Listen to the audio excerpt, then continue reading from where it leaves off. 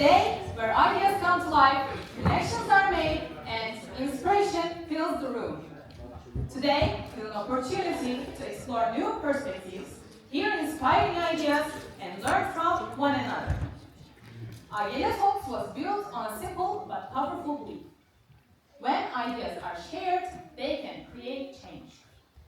Throughout the program, you will hear from talented speakers who have worked hard to share meaningful ideas with all of us. This event is not only about the speakers on stage, but also about every person in this room who is ready to listen, think, and be inspired. Thank you for being here. Welcome to Agltalks 26, and let's hear some ideas.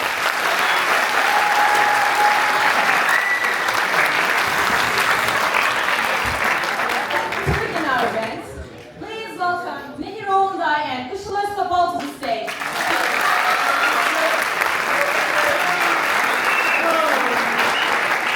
To talk about butterfly effects.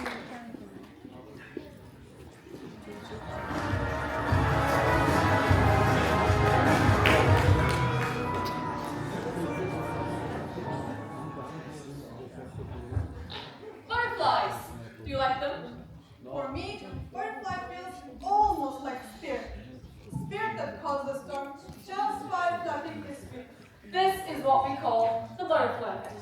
Just a small decision turning into consequences that extend far beyond the original choice. Now, you may have heard of it before, but not know much of it. Let us explain how it works. Imagine, you're building a huge line of dominoes. If you push the first domino just a tiny bit differently from the way you should have, The last domino might fall in a completely different way, or not fall at all. A meteorologist called Edward Lawrence was inputting numbers into a weather prediction program.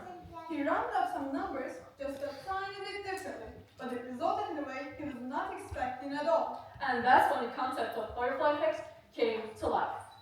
A lot of people don't realize that the reason of the state that they're in right now is because the whole world made a decision thinking it was not that big of a deal. But it is. If you don't take butterfly effect seriously on purpose, that would be us accepting the consequences which will come after making those small decisions. Remember how we said a flap of a wing causes a storm? We didn't just make it up. In Brazil, a butterfly flapped its wings that created a tiny air current that influenced the nearby air patterns. Those patterns grew larger and affected weather systems. Weeks later, a tornado formed in Texas. Just a small action turned into a catastrophic natural disaster. Now, let's apply that to the entire universe. We are sure that you have heard of Big Bang Theory before. According to the theory, everything exploded outward from a single point. Every particle scattered in every direction. If just one atom had moved slightly differently, everything would have changed. Stars would formed in different locations. Galaxies would have collided differently. Our solar system might have never existed. Think about it. Our parents had to meet at exact moments. Exactly. You know, my dad actually chased after my mom for a really long time, but the first time they met, they got along real well and just sparked a curiosity in my mom's mind. Oh my god, we have the same story about our parents. If they hadn't gotten along that well or had chosen to do something else that day, we wouldn't be here. So, one different decision anywhere in your family tree and you are erased. One atom out of place and none of it happens. You exist because of an unbroken chain of perfect coincidences, also known as the butterfly effect. Aside from all this, the butterfly effect is a phenomenon used in creating art. Nihir, did you know that the butterfly effect actually inspired filmmakers? As a matter of fact, I did. Eric Bress and Mikhail Gruber thought of a movie idea and it became a hit because of how relatable it was. The movie is called The Butterfly Effect, and the story follows Evan Treborn, a college student who suffers from health issues. He gets mysterious blackouts and forgets what happened to him. But later on, he discovers that when he reads his childhood journals, he can travel back in time, mentally into his younger self, and this allows him to change the past. As he continues changing the past, he realizes that even the smallest adjustments change the present so much, sometimes in a bad way. Eventually, he realizes that the past is not something to mess with, and it just damages more things. The main idea of this film is that tiny actions can cause huge and unpredictable consequences.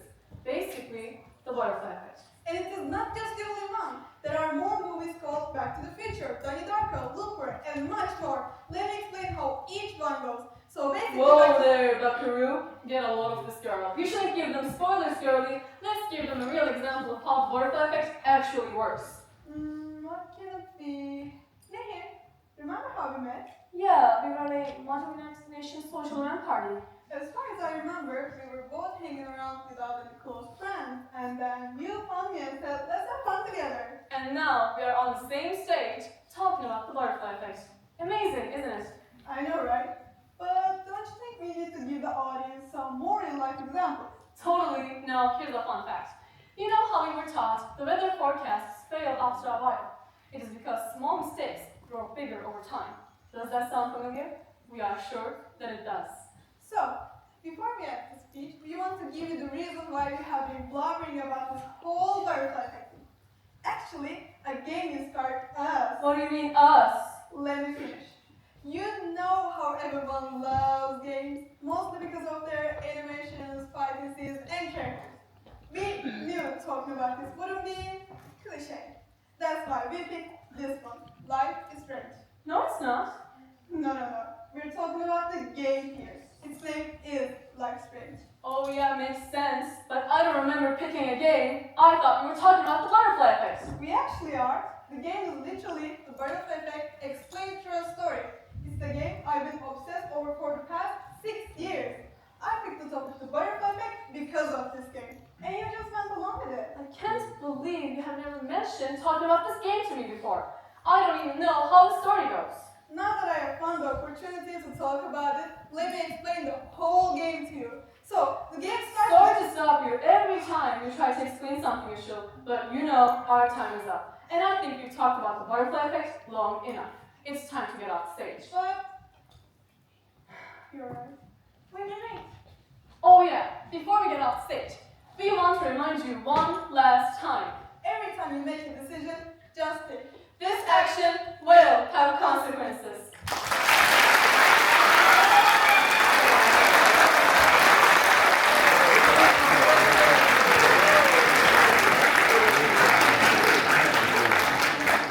Thank you both for that inspiring speech. Now, please welcome Hatice Aslan to the stage. She will explain us the concept of timelessness and what is permanent and what is temporary in the world.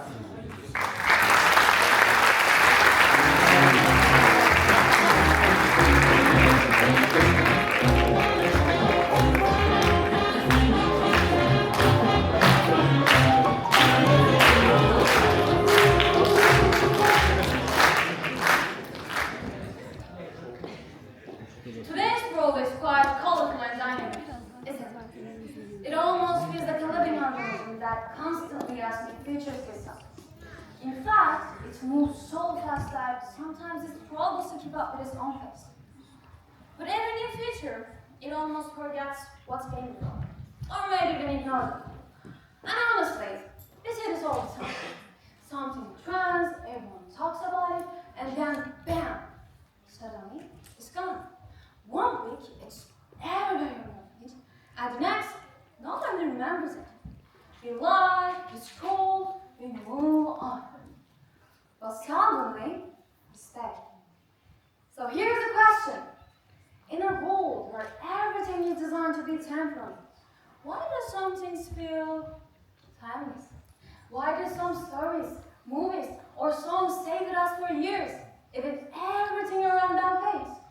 And how is that in 2026? We still enjoy listening to Barış Manço.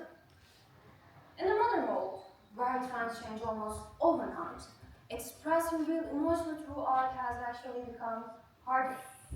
Everything is faster, louder, more crowded, and because of that, many works turn into short-term products. Something we consume, like, and move on. But when we look at the works that stay, the ones that didn't disappear, we begin to notice three things: quality, simplicity, and of course, emotional connection. Quality, it is the foundation of timelessness. A timeless work isn't rushed, and viral. It is built carefully, with attention, intention, and effort. Take Marcion. He lived in the 16th century, yet his structures are still standing today. Not because of luck, but because of precision, planning, and quality. And he didn't build them just for his time. He built them for the future too. And the same idea applies to Fyodor Dostoevsky. In his works, you don't just observe characters. You get into their minds. You feel their confusions, contradictions, their struggles. That depth is what makes them timeless across generations. And this isn't just about the past. Think about Spider-Man. We all know him. This character has existed for decades. Yet, every generation finds their own version of him. Because at the core, it's not really about superpowers. It's about responsibility, self-thought, and trying to do the right thing when it's difficult. Whether it's Peter Parker or Miles Morales, the songs change, but the feeling doesn't. And that is what makes them timeless. Another key element of timelessness is simplicity. Our mind remembers what is clear, not what is complicated. But don't get me wrong, simple doesn't mean shallow. It means focused. It means nothing unnecessary stands on the way of the message. And Vincent van Gogh understood this deeply. His works aren't the perfect representations of reality, but they are emotionally real. Take a look here. In the starry night, the sky is not calm. It moves. It rolls. It almost feels alive.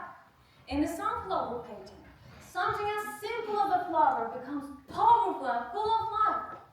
And in the wheat fields it grows, a wide, open field suddenly feels lonely and uncertain. He didn't try to show the world as exactly as it is, but how it feels. And the same idea still exists today. Think about Harry Potter. At its core, it's not complicated. It's about friendship, belonging, courage, and loss. That simplicity is exactly why millions of people are connected to it. Someone can experience it at 12, and then again at 18, and feel something completely different each time. The story goes with you, but its core never changes. And finally, there is emotional connection. Some works express only emotions, but the others create a connection with us. In those works, we see ourselves, our thoughts, our memories, our feelings. It is no longer just artistic work. It becomes ours. For me, one of the artists who does this best is Rachel. When I listen to his songs, I don't hear just music. I find pieces of myself. In Agltalks, there is the pure happiness of childhood.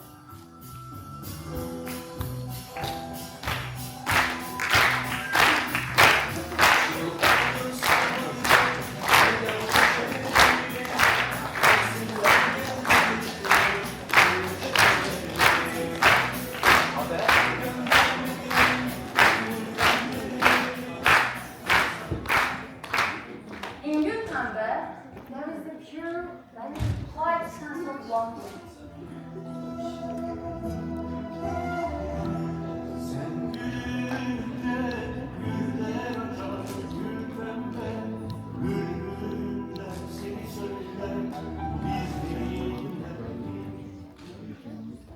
And here is the most popular part. Songs do not change. Every time I listen to them, I feel something different, as if the music grows with me. And maybe that is what true art does. It understands us, even when we don't fully understand ourselves. That is why some works never fade, because the emotions they carry will not change. Trends, they come and go, but the real feeling stays.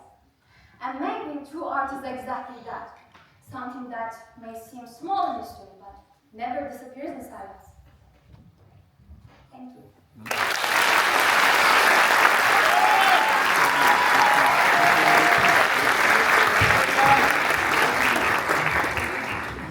Thank you, Hilal. for sharing your thoughts with us today. Our next speaker is Yusuf Yurtaş, and he has a question for you.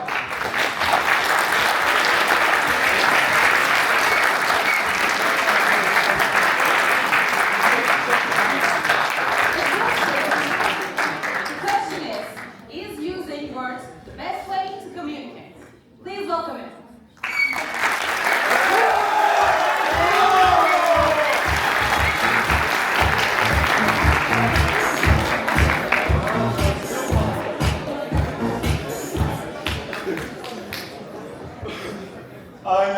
I know. The title of my speech might have surprised you for it, but hear me out and think about it. Our human language is entirely capable of hearing thoughts, one another. For example, when a translation transcript behind isn't 100% accurate, it doesn't completely align with what I'm saying. And you may blame it on language barriers or translationers. And to be honest, translation is pretty good. Trust me, I know the translator, and he's a pretty wise guy. Of course he knows the translator! He is the translator! Beyond translation, there are other factors that affect communication, such as hand gestures. So I don't just move my hands in the air for an answer. Or different tones of your voice. Or just listen to me if I talk like this. Or in this way do I sound more gentle. Nonetheless, I'll proceed talking like this. And it's not just that. But wait, I know what you're all thinking. If talking is the best option, then what is? And to be honest, I get you there, but that's where real problem starts. Can humans truly communicate at all? Can one manifest only through thoughts or feelings in someone else's mind? Now, I want you to look at this picture behind me and try to describe the colors of the scene in your mind without using any words. Don't you grasp better now? What you're thinking of? Don't you now more feel drawn into the scene? The reason you feel like this is that you reduce the simplifying nature of the words. Thereby, you perceive the beauty of the scenery better. And it's not just that. Different words might animate different thoughts in different people. To demonstrate this phenomenon, I decided to conduct a small amateur experiment. We trained people from different countries, different cultures, different languages, minds, feelings, and everything. Each individual was given the same 3 prompts. Gradually gets more specific. And I requested them to draw what's the prompt evoked in their imagination. So, let's get to Portuguese prompt. I had. Our first drawing is from a student of our school, who is also my classmate, Esen Elmas. In our drawing, we see a rather modern classic hat with blue base and white front. We can also see the black stitches around it. And this one is from a biochemistry student from New Zealand, Logan Gardner.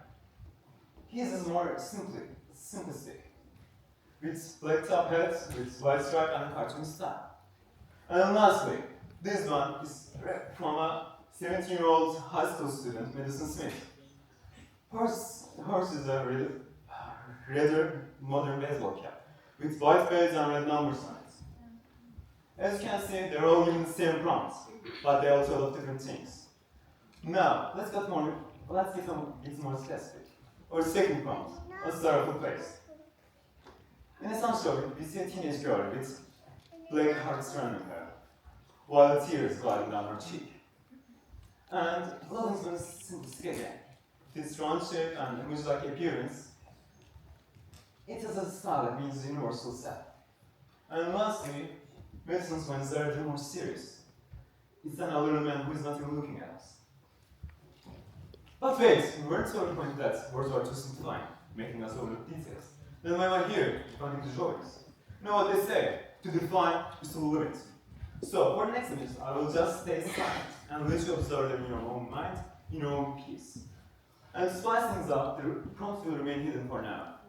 Now let's get the results, accompanied by Moonlight Sonata by Beethoven.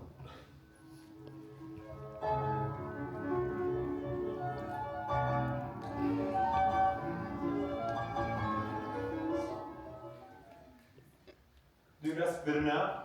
All of you are thinking of different things. I hereby invite you to discuss with your roommates. Ask them what they think the prompt was. I'll wait. Oh, actually I can't, I'm sorry, but my time here is unfortunately limited. So, I reveal the prompt in 3. Drum roll please. 3, 2, 1. The prompt was a disappointed face. Did you guess it? No, of course not. You might think I'm being overconfident, but come on, the results are as expected. Each word invokes a different feeling within every person, thereby a different imagery surfaces. But does this necessarily mean we lack the capability to communicate? No, not at all. My point is that every human being, one another, is different. We are all unique, extraordinary, and ordinary at the same time. And that's the fun part. You will never meet the same person twice. Each experience will have with different people, will involve different feelings within you. And information means sharing ideas, information, and feelings. And that's what we do at Agltalks. We share ideas, try to expand your vision, and enlighten you. And as you can see, might as well here, use lots of words doing it. Last time I counted the total words we used in this Agltalks, it was roughly about 434 billion words in total. It's not like we were precise since I lost count after the hundreds, but I'm pretty sure it's about there. Of course not. I'm just joking. Don't believe in everything you're told. The words are distinct. You should have learned that by now. It's tricky, cruel, but funny at the same time. But coming back to Agltalks, our speeches are carefully prepared for you to consume. You might think I'm over-romanticizing it with the way I talk, and I do have a very good words, Agltalks, but that's my duty, to get you into the speech with fancy words. But no matter what, next time you see your loved ones, try to use fewer words and show more facts, because no word is more meaningful than another, even this one.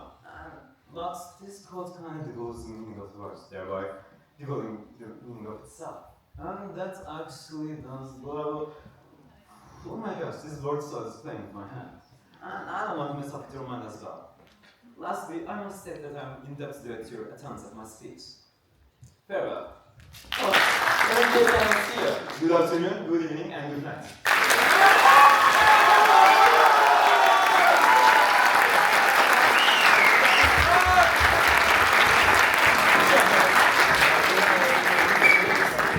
Thank you, Yusuf, for sharing your fantastic ideas with us. Our next speaker is Agltalks, and she will be giving an enlightening speech about stress.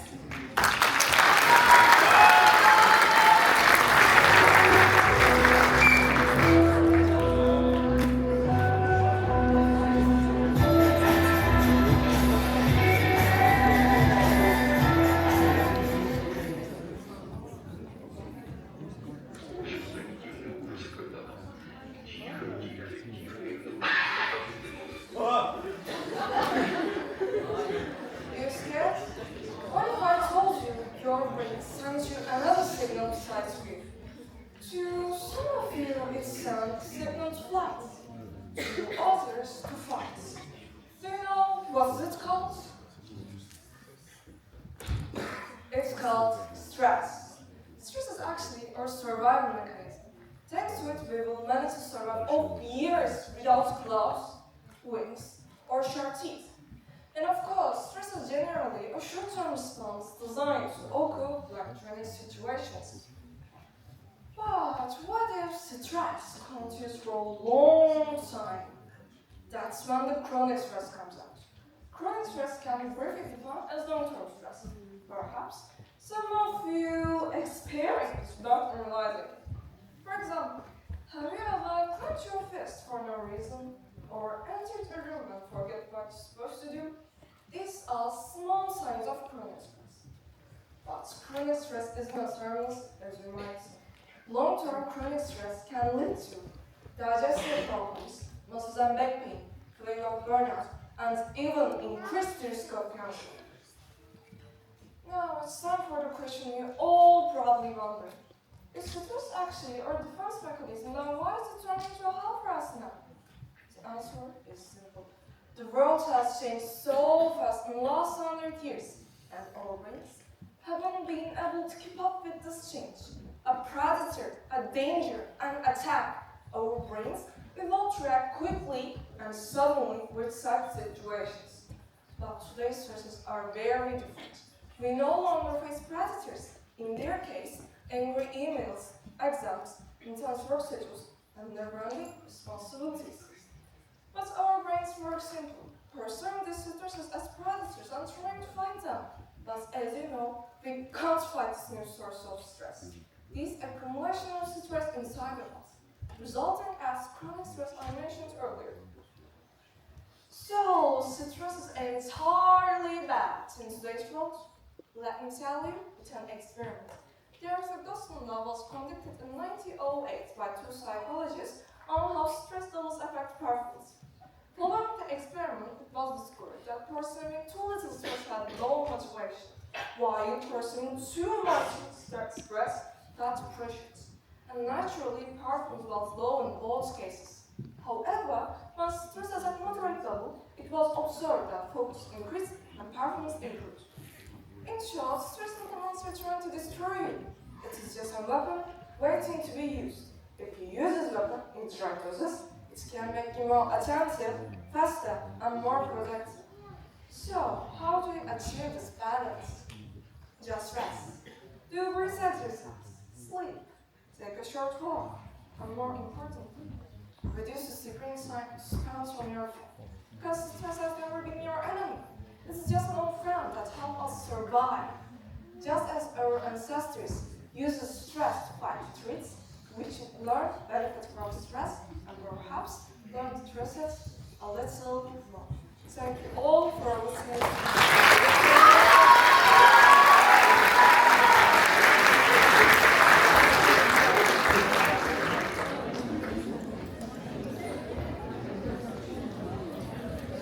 Thank you Amy, for your wonderful speech.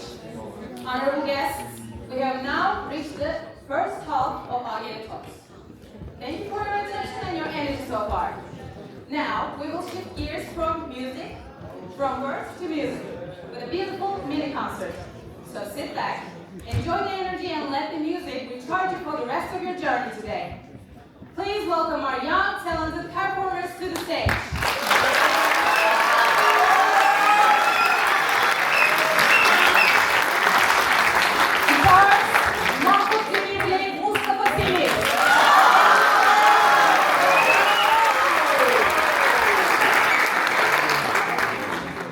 Drums, Mehmet İzver Planalı, Kayra Canbaz.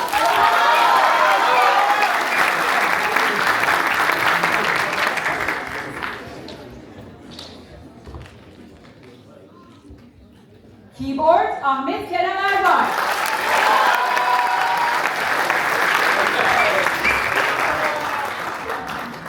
And our soloist, Derin Çitay.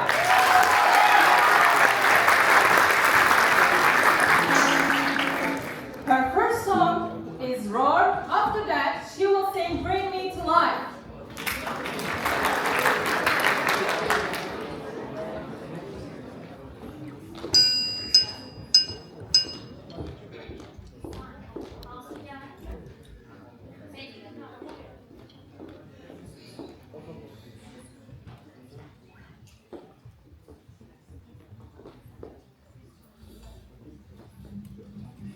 Says.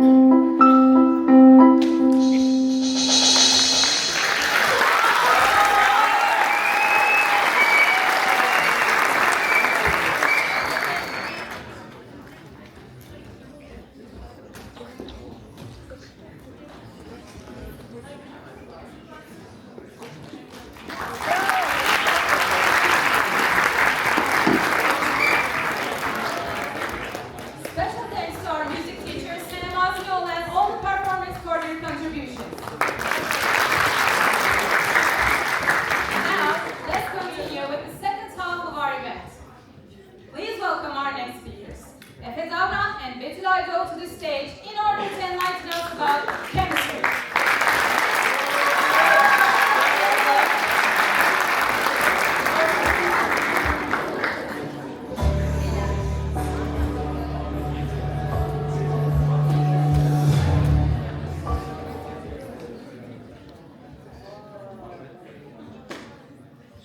I am totally sure that everyone in this hall knows the periodic table of elements.